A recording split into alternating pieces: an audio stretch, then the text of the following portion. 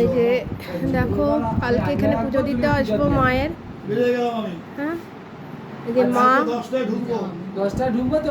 মাকে সুসজ্জিত করা হয়েছে অস্ত্র দিয়ে, সবাই দেখো।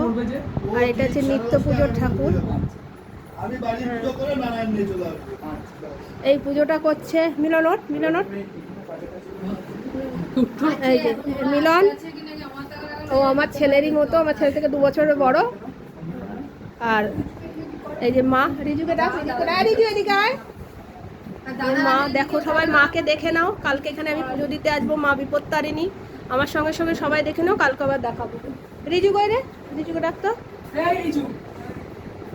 এই যে হনুমানজি, এখনই না মানে ফুলের গন্ধ খুব মোমো করছে। আর এই যে সবাই বলো না, এটা হচ্ছে আমার রিজু। হ্যাঁ এটা আমার রিজু। হ্যাঁ বলে দাও। হ্যালো, এটা আমার মামি, ভীষণ কাছের মামি। অনেক ছোটবেলায় মামির সাথে আমার আলা, যখন আমি বোধহয় গুড়ি গুড়ি পায়ে হাঁটি তখন থেকে। তখন কিন্তু জামা প্যান্ট পরতো, এখনো শাড়ি পরছে। হ্যাঁ তাহলে বুঝতে পারছো তোমরা এত ট্রান্সজেন্ডার নিয়ে কথা বলছো না, খুব খারাপ লাগে। কারণ ও আমার খুব মিষ্টি, ও না খেলে আমি খেতাম না। একটা সময় এমন গেছে, ওকে অষ্টমীটা না, ষষ্ঠীর লুচি, আমি লুচি করি, ষষ্ঠীর দিন ওকে লুচি খাওয়াতাম, তবে গিয়ে আমি খেতাম। ও আমার বাসায় বসে লুচি খাবে, তারপর খেতাম। মনে আছে তো? তখন ও অনেক ছোট ছিল, 12-13 বছর বয়স হবে, তখন খেত। কালকে এখানে পুজো দিতে আসবো। তোমরা সবাই বলছো খারাপ লাগছে, কারণ মানে কাছের মানুষটা মিষ্টি মানুষ।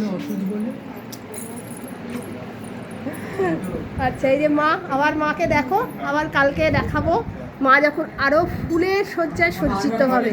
হ্যাঁ এখানে সবাই আছে, এই যে আমার হাজবেন্ডও আছে, সবাই আছে। আর রিজুকে দেখে নাও, কত সুন্দর লাগছে। রিজু এখন তুই নতুন কোনো নাম রেখেছিস না? রিজুই আছে।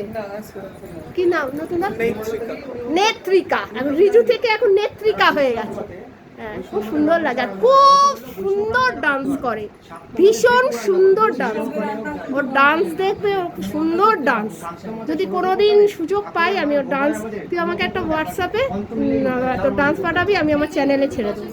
হ্যাঁ ওকে বাই, টাটা, আবার কাল দেখা হবে। বাড়ির পুজোতে